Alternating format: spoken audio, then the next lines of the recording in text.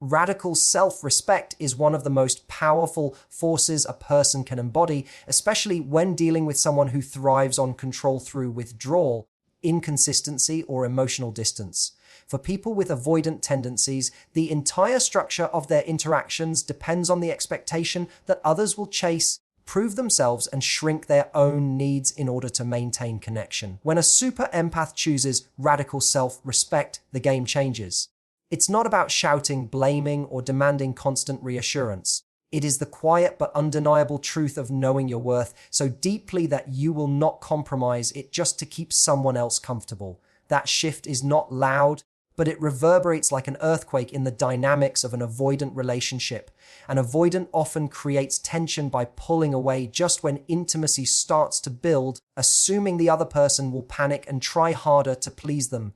They use distance as a tool, hoping the silence will make you bend and prove your devotion. But a super empath grounded in self-respect reacts differently. Instead of begging for crumbs or running after someone who has withdrawn, they pause and anchor themselves in the reminder that their value does not decrease because someone is unwilling to embrace it. They refuse to allow another person's fear of closeness to define the terms of their own self-image. In that moment, the avoidance power weakens because the dynamic they counted on, dependence and pursuit, no longer exists. Self-respect disarms manipulation because it establishes non-negotiable standards. A super empath does not try to earn love by shrinking or twisting themselves into what the avoidant finds acceptable. They don't silence their needs to maintain fragile peace. Instead, they act with quiet authority, saying through their choices rather than their words, "I am whole without your approval." That message may never be spoken out loud, but it is communicated in actions. The decision to keep living fully when the avoidant retreats, the refusal to collapse emotionally when attention is withheld, the courage to say, "This isn't enough for me," without fear of abandonment. It's in these small acts that the ego of the avoidant begins to unravel. Because the power of withholding only works if the other person is desperate for it, radical self-respect also reveals something deeper. The truth that love cannot be sustained by one-sided compromise. An empath may care deeply, may see the pain and fear driving the avoidance behavior, but they understand that compassion cannot come at the expense of their own dignity. To respect oneself radically means not settling for half commitments, not excusing neglect as just the way they are, and not internalizing the message that wanting closeness is a weakness. Instead, it reframes the dynamic entirely. The empath stands tall and clear, embodying the belief that they are worthy of consistency, intimacy, and care. And when the avoidant sees that the old cycle of pulling away and being pursued no longer works, they are forced to confront themselves. This confrontation is where the ego breaks. For the avoidant, ego is often built on the illusion of control, believing they can dictate the pace and depth of the relationship, believing others will adjust endlessly to their distance. But radical self-respect refuses to bend. It does not try to fix, heal, or chase. It simply exists as a quiet refusal to settle. And in that refusal, the avoidant is left face to face with the limits of their behavior. They can no longer claim superiority by holding love hostage. They can no longer manipulate through silence. Instead, they are left with the uncomfortable realization that true intimacy cannot be forced on someone else's terms. The super empath doesn't destroy them with anger, but with dignity, and there is nothing more disarming to manipulation than dignity that cannot be shaken. Emotional clarity is one of the most powerful tools a super empath can hold because it removes the fog that avoidant personalities often rely on to maintain control. In relationships with avoidants, there is usually an unspoken script. The avoidant withdraws, distances themselves, or shuts down emotionally, and the other person is left confused, questioning themselves, and scrambling to win back closeness. That confusion feeds the avoidant sense of safety, because as long as the other person is doubting their own worth, the avoidant never has to face their own fears. But when a super empath steps into emotional clarity, that script is broken. Instead of internalizing blame or spinning endless stories about what went wrong, the empath names the truth. This isn't about me being too much. This is about you struggling to show up. That single moment of clarity shifts the entire dynamic. The fog lifts, and the avoidance tactics lose their power because they no longer live in the shadows of misunderstanding. Clarity is not anger, and it's not cruelty. It doesn't come from a place of revenge or self-righteousness. True clarity is calm, direct, and unshakable. It is looking at a situation with clear eyes and refusing to be gaslit into believing something false about yourself. When an avoidant pulls away, the super empath resists the urge to spiral into self-doubt. They don't ask, am I too needy? Am I too emotional? Did I do something wrong? Instead, they say, I notice the distance, I see the pattern, and I won't confuse your fear of intimacy with a flaw in my worth. That kind of statement can land like a lightning strike in the avoidance world because it takes away the cover they have built their defenses on. The empath's ability to articulate what is really happening exposes the cycle for what it is, not love failing, but fear speaking. The beauty of emotional clarity is that it doesn't require an argument. The empath doesn't have to fight for attention or demand change through shouting. They simply hold up a mirror to the reality of the situation. That mirror shows the avoidant that they're pushing away has been noticed, that their retreat no longer causes chaos in the other person's heart, and that their silence cannot rewrite the narrative. For someone used to thriving in ambiguity, being met with calm truth is profoundly unsettling. It is like trying to hide in a room where every corner is lit. There is nowhere left to retreat, no confusion to hide behind, no misunderstanding to manipulate. The clarity of the empath forces the avoidant to confront themselves, sometimes for the first time. There is also a deep strength in the way emotional clarity protects the empath from unnecessary suffering. Without it, they could spend months or years caught in the web of self-blame, believing they are unworthy of love because someone else could not offer it fully. But with clarity, the story changes. The empath understands that someone else's fear is not a reflection of their value. They separate themselves from the avoidance behavior and stop personalizing it. In that moment, they reclaim their peace. And peace is the one thing that avoidants do not expect. They expect tears, chasing, or silent endurance. They don't expect stillness. That stillness, the quiet certainty that says, I know who I am and I see what this is what unravels the avoidance ego most completely. In the end, emotional clarity reveals hidden patterns not just to the avoidant, but also to the empath themselves. It is a revelation that they are not broken, not too much, not difficult to love. It shows them that the problem lies in the pattern of avoidance, not in the depth of their care. That realization is freedom, and for the avoidant, it is exposure. Their walls no longer hold power when the person in front of them can see over them with ease. Emotional clarity, then, is less about confrontation and more about illumination, shining a light so bright that ego games can no longer survive in the dark.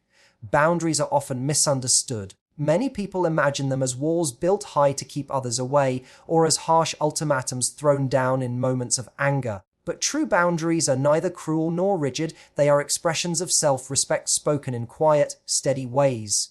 When we say boundaries are strength in silence, what we really mean is that the most powerful form of self-protection does not need to shout or demand recognition. It simply exists unwavering, like a steady flame that cannot be blown out, no matter how hard the wind tries. For someone who identifies as a super empath, this truth is vital. Their natural instinct is to give, to understand, to bridge the gap when others withdraw. But the silent strength of boundaries teaches them that real love cannot survive if one person is doing all the reaching.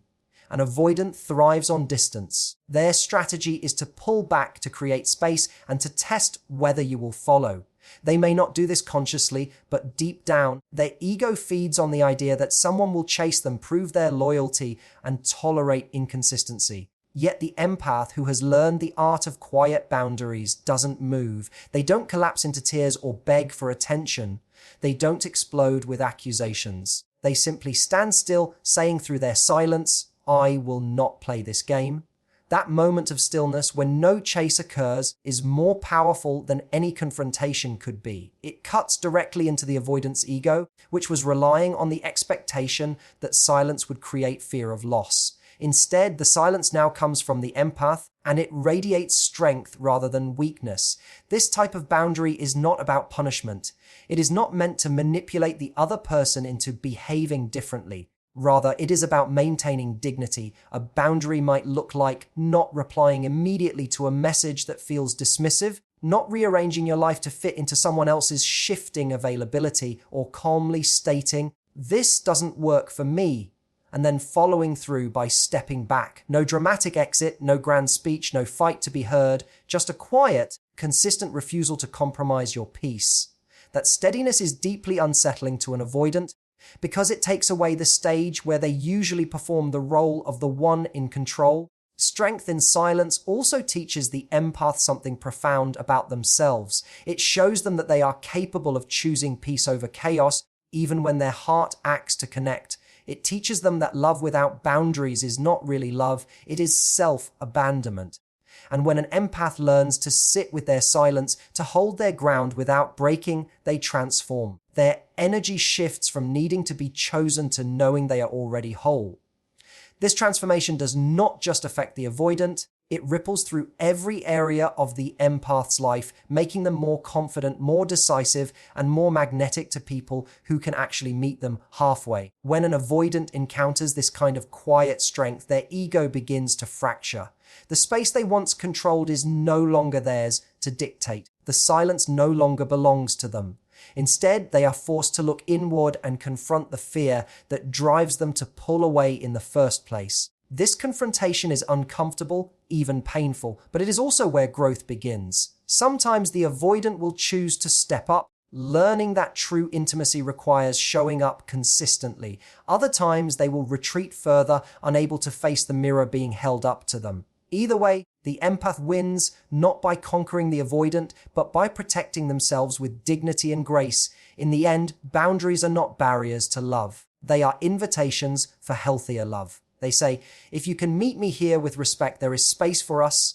If not, I will keep moving forward. No shouting, no drama, just strength in silence. And that silence speaks louder than words ever could. Independence is the ultimate surprise because it is the one thing an avoidant personality never expects from someone they believe they can keep tethered by distance, silence, or inconsistency. Avoidants operate on the assumption that when they pull away, others will chase. It's part of the push and pull dance that gives them a sense of control. They withhold affection, keep emotions at bay, and create just enough closeness to spark hope, only to retreat and watch if their partner scrambles to close the gap. But when a super empath leans into independence instead of desperation, the entire pattern collapses. The avoidant is caught off guard because the script has been rewritten.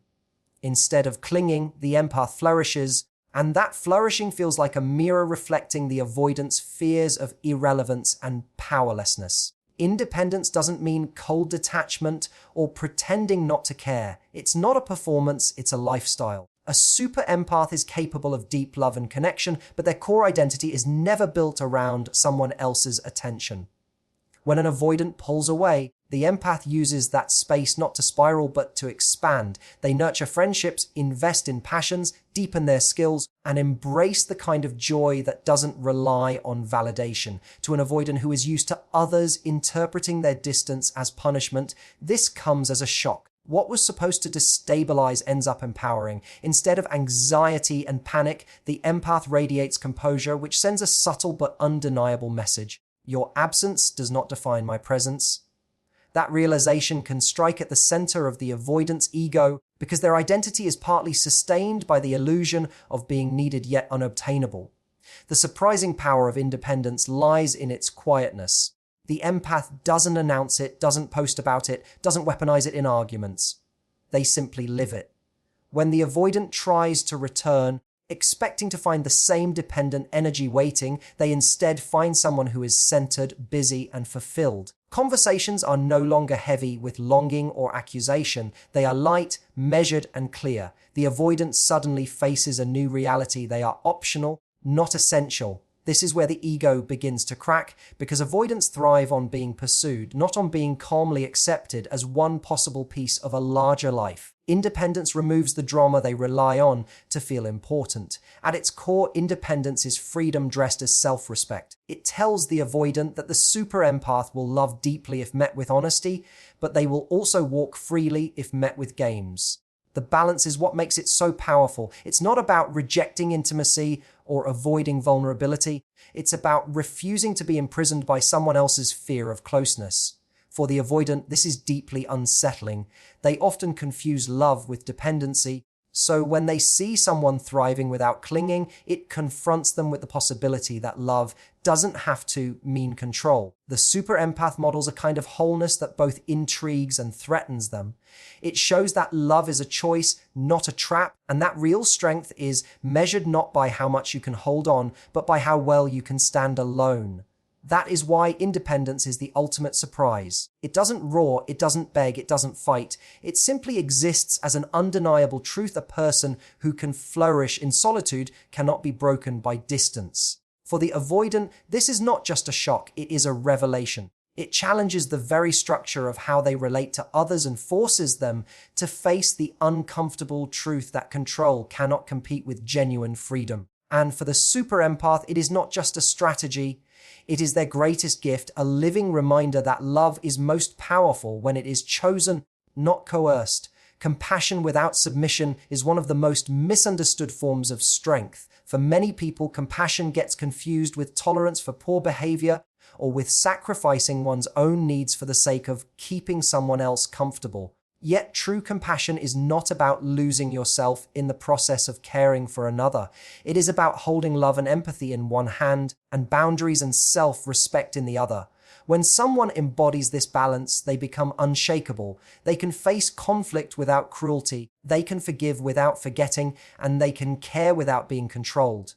This is where real power lies, because submission may make someone temporarily comfortable, but compassion with strength transforms the entire dynamic of a relationship. When dealing with an avoidant personality, compassion without submission becomes a silent but devastating weapon against their ego. Avoidants often rely on two assumptions. First, that others will eventually give in to their distance and adjust themselves to avoid abandonment, and second, that their coldness or withdrawal will ensure control. A super empath destroys both of those assumptions by offering compassion without collapsing into compliance. The empath can say, "I understand you are afraid of intimacy. I see that you struggle with closeness." But in the same breath, they can affirm, "I will not reduce my needs or my worth to fit your comfort zone." This leaves the avoidant unsettled because it removes the usual path of dominance they rely on. Compassion in this form is not weakness, it is clarity. It is the recognition that people act from wounds, from patterns, and from fear. But compassion also refuses to be a doormat for those patterns. If an avoidant tries to withhold affection as a way of testing loyalty, the super empath doesn't respond with anger or desperation. Instead, they respond with calm understanding. "I know what you are doing, and I do not hate you for it, but I will not allow myself to be diminished in the process." That mixture of gentleness and firmness leaves the avoidant nowhere to go because their usual tactics fail. Their ego thrives when someone either fights back viciously or submits completely. But when they are met with compassion that still refuses to bow, their game collapses. The reason this form of power is so transformative is because it shifts the center of gravity back to the empath. Instead of defining themselves in relation to the avoidant, they define themselves by their values. They choose love over bitterness, but also boundaries over submission. It is a reminder that love does not mean accepting everything. It means protecting yourself enough to stay whole, while still seeing the humanity in the other. This type of power is quiet but undeniable. It allows a person to walk away from manipulation without carrying bitterness, and it forces the other person to face their own fears without the distraction of a fight. Ultimately, compassion without submission sends a message louder than anger ever could ease. "I see you, I do not hate you, but I will not shrink for you." That stance dismantles an avoidant's ego because it reveals that their power was never real in the first place. It only existed when others allowed it.